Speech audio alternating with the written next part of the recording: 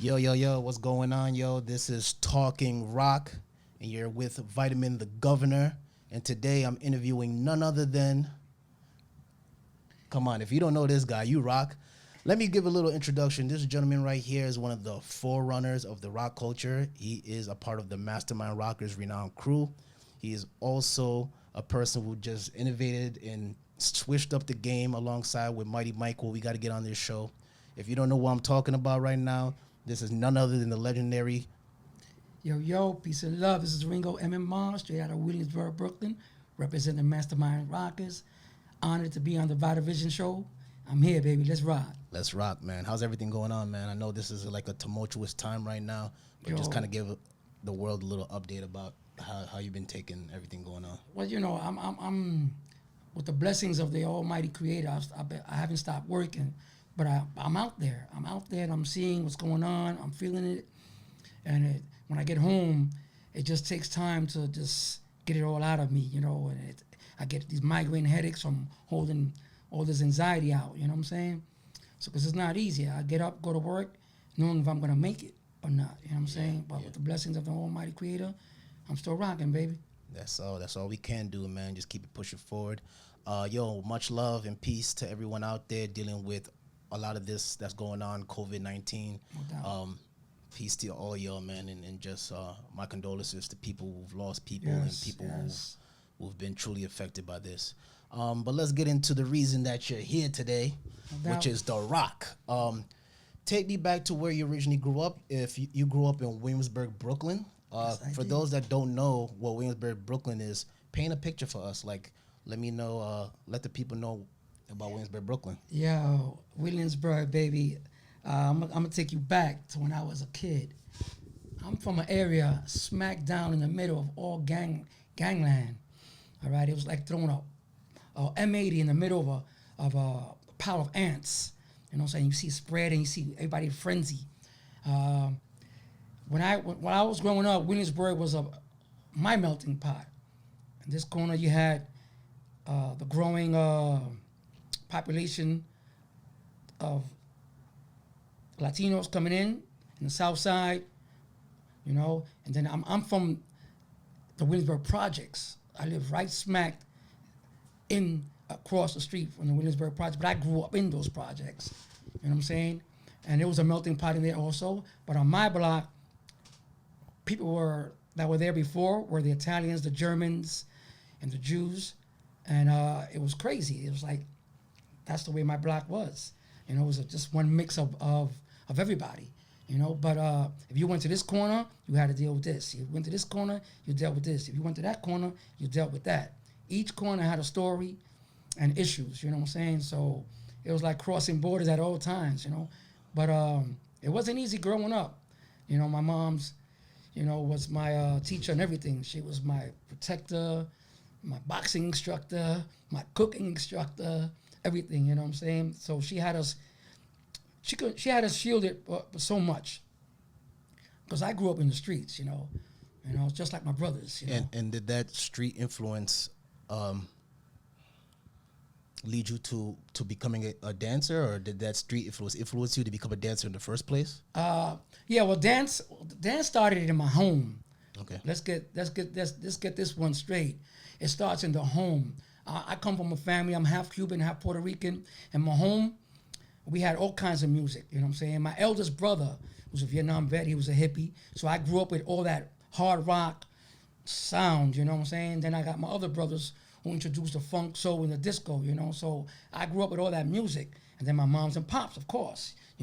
Their style of music and culture and religion. So I was already prone to music in my home. You know what I'm saying? So I was already dancing from one room to the other, listening to all my brother's music. I was already dancing.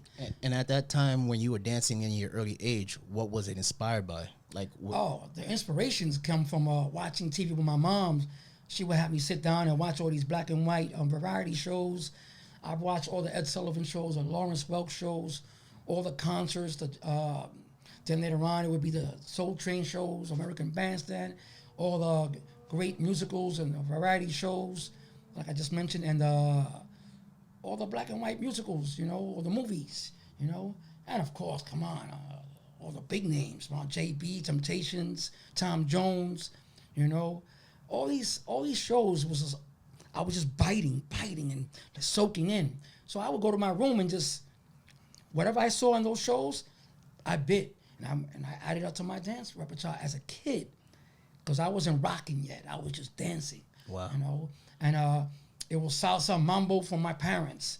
It was hard rock, Deep Purple, Iron Butterfly from my The Who, from my eldest brother, and then from my other two brothers was James Brown, BT Express. All these sounds came within my home. So I was already dancing before I even stepped outside and saw the first burn from the Outlaws. I was already dancing, I didn't know what rocking or burning was. I was just dancing in my home, So that's my inspiration right there. So you're in your household, you're exposed to these artists, you're watching these variety shows. This is kind of your early influence throughout your early childhood. When do you first encounter what we call rocking or the rock? Yeah, I'm being that, rocking, the rock, as we say in Brooklyn, you know what I'm saying? But these days, I got to keep it real now, because now it's the term rocking has been watered down. I'm going to keep it real, right? It's okay I keep it real? This is your platform. This is my platform to keep it real. I'm going to call it burning, but back in my days, it was called the rock. Rocking, burning, yeah. It was, both terms were being used. So in front of my house, we had like a porch, a big porch, and it was like one of those gated porches. I had a lot of space to play in. So I used to be playing out there all the time, and my brothers would be down the block. I had 49 Park on Manhattan Avenue. I had on Leonard Street. I had the Outlaws, the MCs, the Heaven Devils. And that's the very first time I seen burning, straight up burning, dick up in the face, smacks, all kind of shit, punches, all kind of shits, body slams, and with this little dancing involved, done by the Outlaws. And I was like, whoa, what the hell are they doing? You know what I'm saying? And my home was right, not too far from that corner, where the garage was, where the Heaven Devils on School Streets were. So I was watching them all the time when they were hanging out. Plus my other brother was hanging out over there too. So I was watching them constantly dancing, and they had all this music on, Spanish music, funk, soul, anything. And they was just dancing, and then they would just start doing this thing. You know what I'm saying? It had no uniform to it. It was just straight raw, like whipping, punching, and laughing and dancing and making fun of each other, humiliating each other, and then the dick burn, bam, that macho shit. You know what I'm saying? So I was like, yo. Of course there was drops, a little split here and there, and the two-step, like mambo style, because these were Hispanics. These are guys who just came back, and they're just straight up wilding. There was nothing else to do but gangbang, And then you had the other gangs around me doing it, the unknown bikers, and so on and so on. But my inspiration to the rock, came right from that corner. I was 10 years old watching them. I'm like, oh shit, what the hell is that? So after that time period of you watching these early gang members or outlaws or street factions, when did you start seeing it become from the street, strictly the street influence, the street factions, the street gangs doing it, to it trickling down to more so just other people doing it, like yourself, other teenagers, other people? Well, by the time I was 12, I was already out there in the jams, in the park jams. And I'm gonna call them the first generation guys, like my brothers, my other brother and his crew, they used to dance, but they didn't call it rock, they just called it dance, and they would freestyle, a lot of freestylers out there just dancing. So nobody was burning. So it was something people did, but they didn't give it quite a definition at the time? Right, because, my brother and his boys, my brother was a graffiti artist, but his boys were dancers. But they didn't call it rock or anything. They just danced at these jams, So these songs would come on, and the older guys would get down. You know what I'm saying? But it was my generation who came in and started stepping in with the burns. You know what I'm saying? So, again, in the mid 70s is when my generation started jumping into those circles, and we started just throwing those burns. Nice. And how did you develop your style at the time? Like coming off of watching those gentlemen, what was like your next step? Did you try to go find other people that was doing it? Did you encounter other quote unquote rockers at the time? Like how was that time for you? Like, Well, I didn't have to go nowhere because in Williamsburg we had a whole bunch of flavor. So everybody was dancing, you know. But if you want to call it the burners, looking for burners, yeah, there was burners everywhere. From my generation, there was burners popping out of everywhere, you know. Yeah, some of them were gangbangers, but we didn't chill like that. But there was burners in the park, you know what I'm saying? So when you battled, you better battle and be cool, you know what I'm saying? And because you might get stabbed or shot up right there, boom. You know, it's been happening so many times. wow. So at that time, it was a very legit thing. Yeah, you didn't burn nobody and made fun of them. No way, bro. If I battled you and I burned you, you know, I try to shake your hand or I just walk away and disappear. You know, go to the next cipher or whatever. You know? Wow. It was hectic like that. Yeah, so we didn't, I mean, unless you were in my block and you was a burner, then we can chill. But we didn't chill like that. You know what I'm saying? We didn't chill like that. It was still a thing where you humiliated someone. You was aggressive against someone in that circle during that song. You know what I'm saying? It was fighting through dancing. There you go. So you're developing your own thing. You watch these people. What happens next? Do you eventually create a crew, form a crew, find other dancers? What's your trajectory as a burner at that time? Well, I had to create me first before I did anything. So through all my influences of my upbringing with all these shows and musicals and kung fu movies, I started just putting things together. You know, finally with the burning that I watched, I started putting that together. I was raw, I was violent, and I didn't jerk. I did drops. There was no jerking in Williamsburg yet. I'm saying of that nature, in the Bushwick sense. Big ups to Bushwick for creating that jerk. You know what I'm saying? So I had to work on me first before I even became who I was or got in there to join a crew.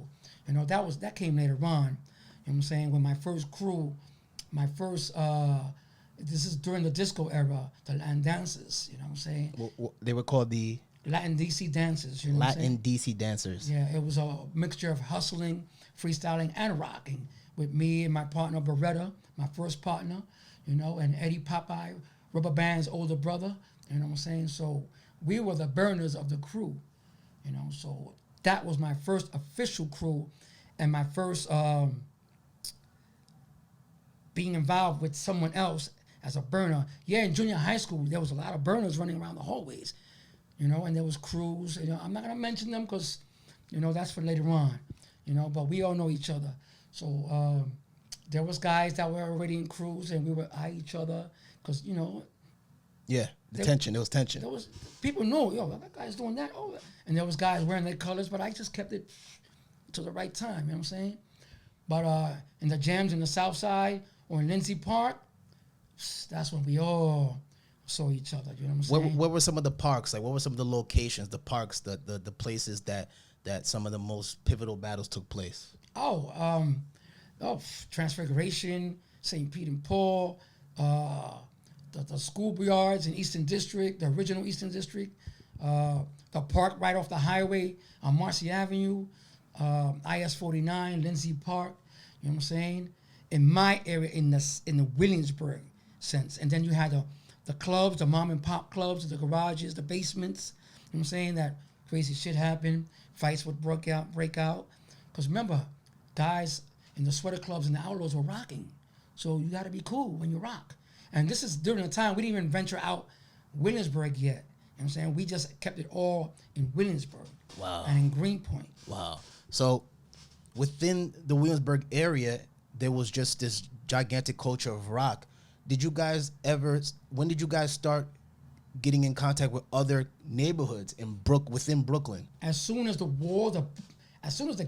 gangs, the outlaws, lowered the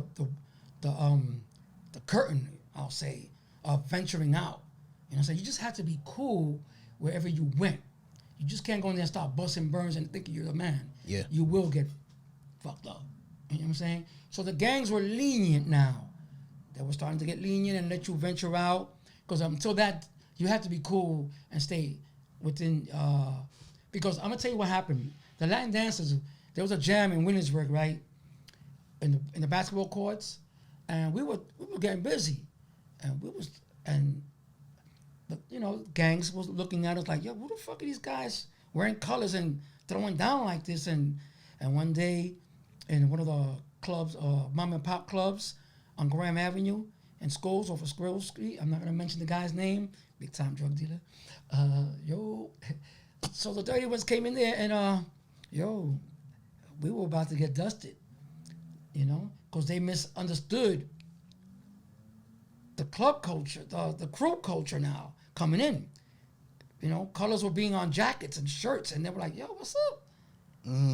Just never appeared before. So now the dirty ones came in, the hellburners were looking at us. In the South Side, it was starting to be like, okay, because then you had the sweater clubs and the crew clubs already being adopted. But on the other side, dirty ones and the hellburners were like, yo, what's up with this? So one time in the club, dirty ones came in, punched my man right in the face, man. Wow. We didn't give up our colors, but he punched him right in the face. I said, y'all can't wear these colors, man. I mean, it took a while of going back and forth to delegating and speaking with them, because like some of the hellburners knew who I was because of family, or you know what I'm saying? So, and my mother used to take care of David, rest in peace, your older brother, when he got shot up, he got into that accident in the hospital. So y'all knew who we were. So once they find out, I'm part of this, then the talks was like, they're from Williamsburg, they're from here. Half of the crew is from the projects, from the South Side, and from Lindsay. Okay, what you all about? And then they started letting us wear our colors and letting us dance. You know what I'm saying? Because they saw we were just about dance. You know what I'm saying? So that's when we started venturing out. We were going over the Lower East Side, over the Williamsburg Bridge to battle. You know what I'm saying? We were going down to Franklin Avenue to battle. You know what I'm saying? That's the first time. Now, going over to Bushwick, deep Bushwick, Knickerbocker, we didn't go that far yet. But me, I did, because my family's all from Bushwick. So I had every right to go to Bushwick. But I didn't exploit my dancing or burning in Bushwick just yet. So throughout the late 70s, this is happening. Yeah. And then coming into the 80s, while this is being developed, there also was a major explosion in breaking in the Bronx. So where does it connect, or does it connect, or where was your first time kind of seeing that aspect of it, and kind of talk about that? Because, the timeline when the 80s came in, I'm sure at some point that you saw it and Oh, I saw that.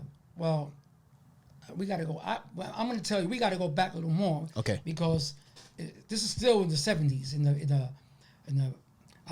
So you saw it even before the 80s came? No, I experienced it. Okay. I experienced, because here we go.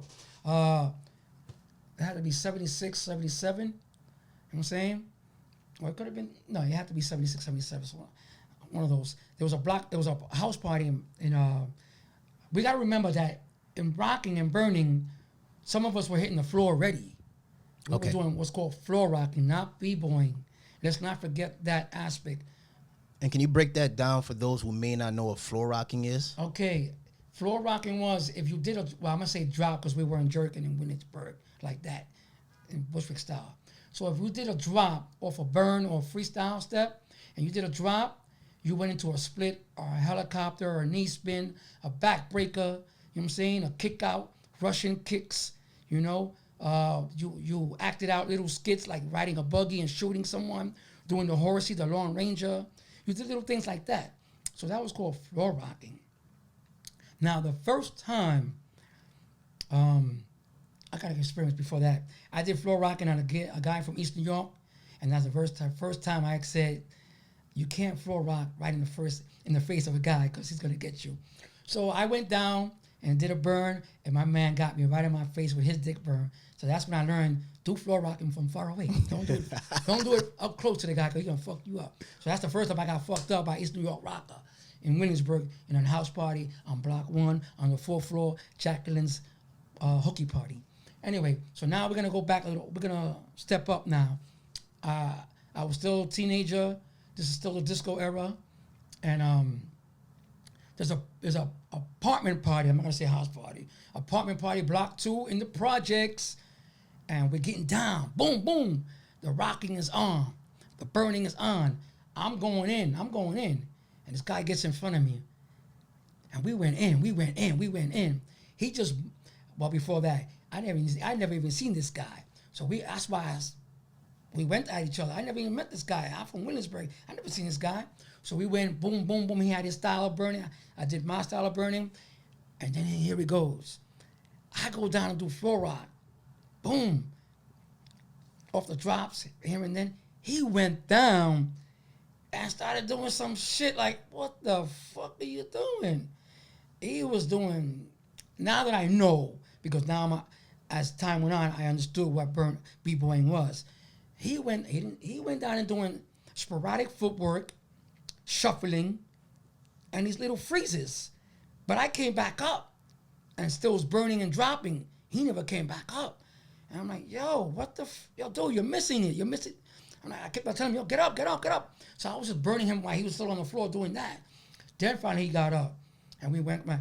But yo, that's the very first time I've seen b-boying in its raw early stages. No back spinnings, no head spinnings, no nothing yet. Okay? My man Crazy Angelo, yo, one love. Was that who it was? Crazy Angelo, baby. Wow. He just moved to our side from Uptown. And we became best friends for years, and we're still best friends right now. And y'all better look up this man. This man is deep in hip hop. Okay? Wow, shout out to Crazy Angelo, He became a big time DJ, big time producer, heavily into hip hop. But he was one of my first b-boys I ever battled. That was the very first time I seen that from this man. So now we go on a little further.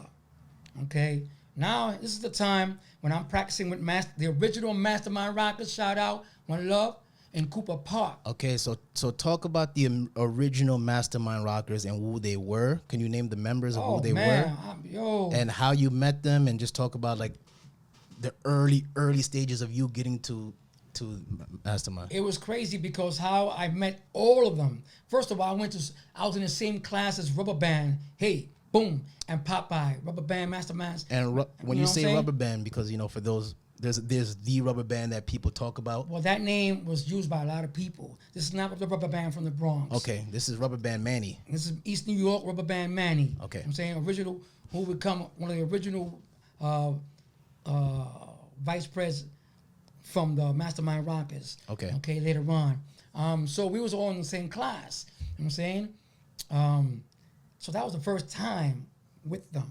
Then later on, Dash would come to my block and throw down. You know what I'm saying? In my block. And so I would throw, I'm like, yo. So I would throw down on the 4th floor when he was hanging out on the 4th floor, Block 1, and one of my mentors, cousin's house, Santos Cortez, they would throw parties and Dash was up there. So that's the first time I seen Dash. We became friends. So then he would tell me, yo, come down to our, what? Come down to Cooper, Mastermind Rockers. Okay. So I was already, at that time I was already in the Latin dances, you know what I'm saying? But now I was switching over to going into a rock crew called the Paradise Rockers. Still a Latin dancer, but now I'm becoming a full-time rocker. Okay, and who was Paradise Rockers? Oh, Dennis, Frankie, Little Marty, Little Ness, Wally, me, and I forgot the last guy. Damn. I forgot his name. Fuck, sorry. But long time there ago, was right? a couple, what's the word I'm looking at? Togetherness of Bushwick. and Williamsburg. Okay, like a collective. A collective, yeah. Okay. A collaboration, if you may, of Yeah. styles between Bushwick and Williamsburg, where me, Frankie, and Dennis coming out of Williamsburg, and little Ness, little Wally, and Marty were coming out of Bushwick. You know what I'm saying? And we used to practice in Wally's porch in the Bushwick projects. So, but that's another story. So I was practicing with the original Mastermind Rockers, which was Fano, man, there's so many of them. Sheesh. Dash, Manny, Alex, Pito, my man, big motherfucker, yo, fierce with the gymnastics, Law, you know, this was a big crew. Okay. Rafaela. So it was a stack. They already had a huge Yo, roster. they were stacked. This was a big crew. And I was amazed by it. I'm like, whoa. But I was, you know, I should have been the original Mastermind Rockers, but I was already Paradise. What about Mastermind Rockers were you amazed by? Their togetherness and their lust for battling and their different styles that they brought together, you know? You had some guys doing a mixture of Bushwick style, and then you had some guys doing their different styles. And that's where, then you had the junior masterminds. You know, that's why I met Spin at, you know? That's why I picked him out of the lot, because he had that look, like, yo, I like this kid. You know what I'm saying? I stole him from the Mastermind Rockers. You know what I'm saying? And then we became brother to brother, you know, and later on, Furious Rockers. But yeah, I was practicing a lot with, I would leave Williamsburg to go to Cooper to practice with the Mastermind Rockers. You know what I'm saying? And yes, I did practice with my crew also, Paradise, you know what I'm saying? But they didn't venture out to that end.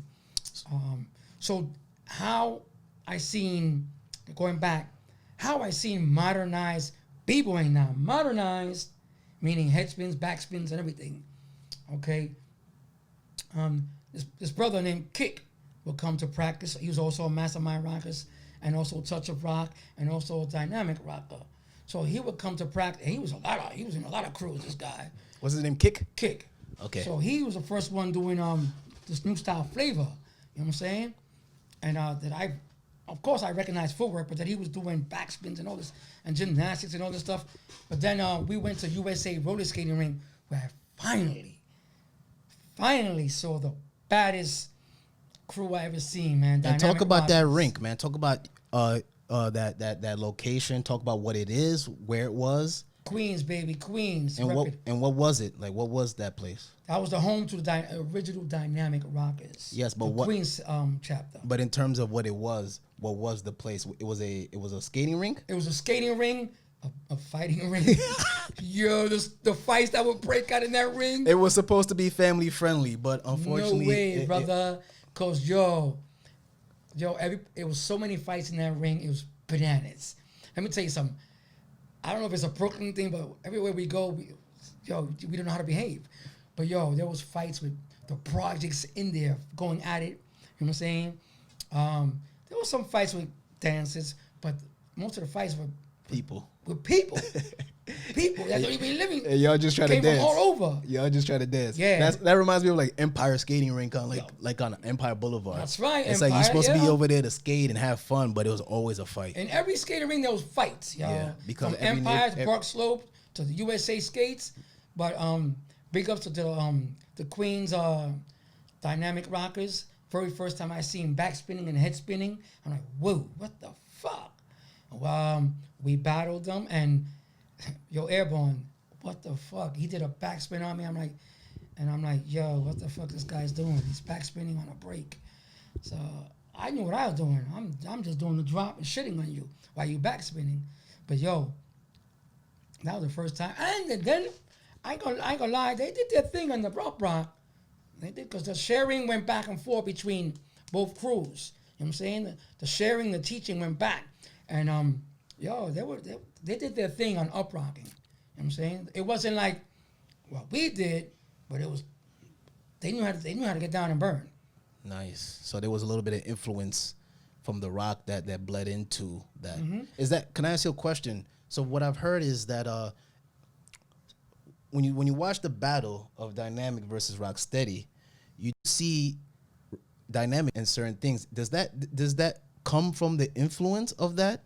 That comes from the sharing of both crews teaching each other. Okay. Because I remember in the hallways of the Cooper projects, Deuce would be in there, Spider would be in there, some other cats would be in there teaching the mastermind how to backspin and footwork. So Rubber Band was already doing backspins and footwork. Dash was doing backspins and footwork, and Rafaela. And I was like, I walked in one day and I caught Rafaela doing a backspin. I went, ugh, what the fuck?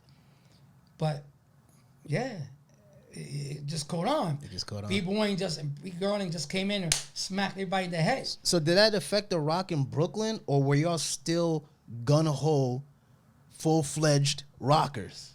We were still full-fledged rockers, but it was still, now we're starting to trickle. Okay. It was starting to trickle because now, we're in the 80s now. So now it was starting to trickle over, and I didn't want to b-boy at that time. I wanted to do what I do, which is burn and floor rock and rock. But it started to trickle so much and so hardcore, it started to come over to my side now. You know? I'm talking about backspinning and head spinning. You know? I'm like, oh shit. So, okay, I caught the fever.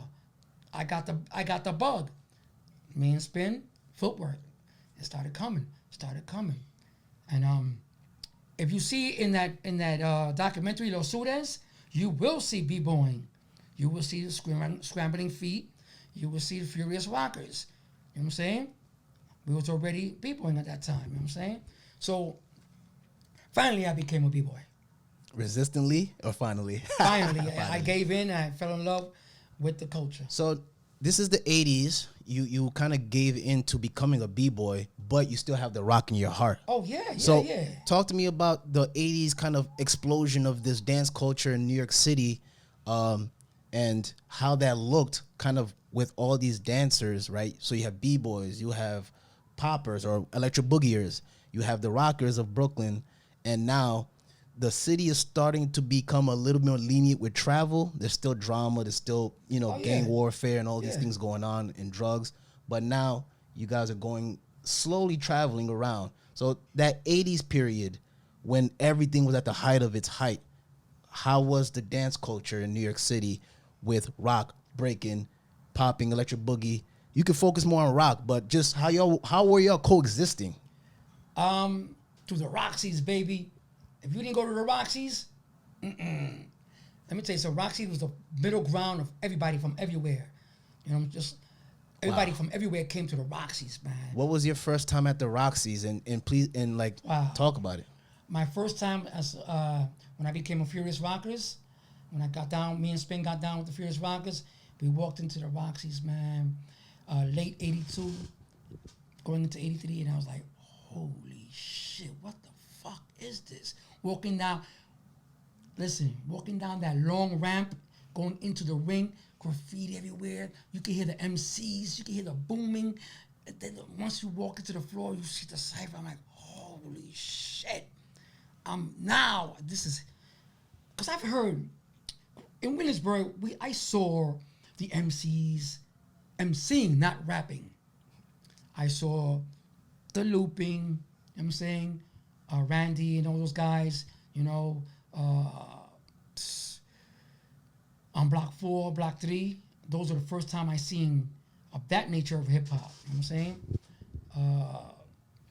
Wow, Bo, MC Bo, Randy was the main DJ in his family, but they weren't rapping, they were MCing, it wasn't rap, it was MCing, hyping it up with a little bit of this and a little bit of that.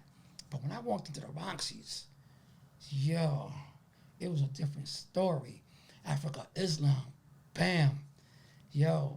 Before anybody got famous, Red Alert, Furious, it's about Furious with Melly Mel and them. It was crazy. You had the poppers over here, the lockers over there, the b-boys over here. I'm like, oh shit, this is it. And that was heaven. And did you encounter any other burners or rockers in the Roxy's besides the ones you knew of? Okay, here we go now. I'm going to blow you up. I'm sorry. When I walked into the Roxy's, okay, let me tell you something. rocking was everywhere, even uptown, midtown, LES, boom. But b-boying and b-girling was heavily already pounding. But rocking was never died out. You know what I'm saying? But the Furious Rockers, you got to remember Joey and his brother are from Bushwick originally, so they were already rocking. And Rubber Band, D-Rock was already rocking. So we were in there burning and throwing burns and rocking. We were our own cipher. We were doing jerks and drops and burning already. But let me tell you something, guys. I see a lot of guys. Yeah. Nah, man. And the Roxy's, nah, man. Furious was throwing burns and jerks in the time, and then we would b-boy. Now, when I would go down, I didn't know how to Indian step yet. I would do freestyle in a rocking sense, then hit the floor. All right? But nobody stepped to us. Nobody stepped to us or me. Okay? Now, later on, I would see, rest in peace, Oz Rock do his thing. We never stepped to each other. We just gave each other the nod and smile. But he knew what time it. Rest in peace. You had other guys who knew what time it was. But then you got guys that are saying, yeah, we used to about, nah, brother. I never seen you guys throwing burns. You know, the only ones that threw burns was, I don't even have to mention. Y'all know who you are. You know what I'm saying? I mean, for the record and for historical record, you got to mention, who did you see throwing, besides ones you knew? The only ones that threw burns was incredible breakers. You know what I'm saying? It's Chino and Brian? Chino and Brian and his brothers. You know, they threw burns. You know what I'm saying? Lots of times I would try to get into that circle in the fun house to battle them, but I would get physically shoved out, thrown off the stage by the Bullbusters. You know what I'm saying? Who held that circle down. And Chino and Brian were kings of that house. You know what I'm saying? And but in the Roxy's, nah, man. If you came to the Roxy's and you threw a burn or jerks, you better expect me to be in your face. And nobody was throwing birds. Me and Oz, rest in peace, we gave each other that love. But yeah, there was thoughts in my mind of going up against him. And you know Oz was from? Oz Rock, he was from everybody, everywhere. You know, but he's known, everybody knows who Oz Rock is. You know, Oz Rock had that smile like this. He had those big eye, those brows. You know what I'm saying? He was badass. You know what I'm saying? You've seen Oz Rock in those movies. You see them in Fame. You know what I'm saying? But this is before anything of that nature happened. Oz Rock was the man. You know what I'm saying? He was with everybody. But a lot of people know him as Rocksteady, this and that. I don't know. Yeah. I just know him as Oz Rock. Yeah. You know what I'm saying? But in the Roxy's itself, because I was always at the Roxy's, when I was in the Funhouse, I was a different person. I had to give respect. You know what I'm saying? Because again, I'm from that era where you gave respect once you was out of your borderline. Even though the Funhouse was a couple of blocks up, I still gave respect to the b-boys, the poppers of that house. You know what I'm saying? Although I did want to battle. You know what I'm saying? But once I was in the Roxy's, I was in my home. I didn't give a fuck. You know what I'm saying? We battle right here. You know what I'm saying? But there's people out there saying that, no, you were a badass in b-boying, but I never see you throw burns or jerks, or you would have stepped to me. You already know. That clip you saw me when I was young, that was in the Roxy's. Somebody who actually tried it and got smoked the fuck out. You know what I'm saying? Because if I saw you throwing burns and jerks or burns and drops, I'm fucking in your motherfucking mouth, giving you the ones and twos. So don't play yourselves. You know what I'm saying? But I give props to the incredible breakers. Yeah, they were throwing burns and jerks. Burns and jerks and drops. Their way. You know what I'm saying? Incredible fucking b-boys. Hell yeah. But I was still a rocker. You know what I'm saying? I didn't, even though I was b-boying, in my heart, I was still full-time rocker. You know what I'm saying? But I was adopted in the b-boy culture. But in the rocking, the burning, no, I made myself. So more on the burning and the rocking side. In that era, who were you battling? Where were you battling? And can you talk about some of the most infamous battles that you took part in in the heat of things? Like when it was popping at the height of rocking in that era? Well, you see, in the mid to late 70s, again, you didn't know people's names. You just battled in that circle at that time. Okay. And you walked away. You call somebody, you want to rock? That's how you said it. You want to rock? I walk to you, I say, yo, you want to rock? So we rock. And then you would say, I burned you or you burned me. And that was the words. That was the terminology. No other terminology. You want to rock or I burned you. No other terminology. Again, you know what I'm saying? Not to bash anybody, but no other terminology was used in that area. Now, we rocked in many places, but we didn't know each other. We just battled. Because again, at that time, it was still a fighting dance. Okay. It was a fuck you dance. So I didn't hang out with you. I didn't know you. You didn't know me. But when that shit came on and that circle was formed, or that Apache line was formed, we knew each other during that song only. So to say names, okay, I don't remember names. I don't know you. The only name I know, because we became best friends, was Angelo. You know what I'm saying? And the guy from East New York was Eddie. You know what I'm saying? I battled Eddie. You know what I'm saying? And he was an East New York rocker, and we became good friends too. So at that time, I mean, of course they were, but did you partake in any organized battles? Like, were you actually competed formally? No. These were straight up raw motherfucking battles and ciphers at parties. Okay. At parks, church jams, schoolyard jams, parties. These were just motherfucking straight up raw. Yo, I'm cursing because this is The Rock. But what about organized? Organized, Like, the very when you first. talk about like transfiguration, Yeah, and then St. Barbara's and all these. Nah, Transfiguration, straight up partying. Okay. Now, St. Barbara's, they did their thing with Organized. rock contests. I give them props for that. And you never partaked in it with Mastermind? Mastermind didn't do any of those things? The very first time I partook in a contest, organized contest, held by the guys from Bushwick, who were the judges also, you know what I'm saying, was at the Oasis Club. It was on the borderline of Queens and Brooklyn, okay? And that was the very first organized rock contest I took in, you know what I'm saying, where there was a whole bunch of us. We got down, and we burned each other up, and the only two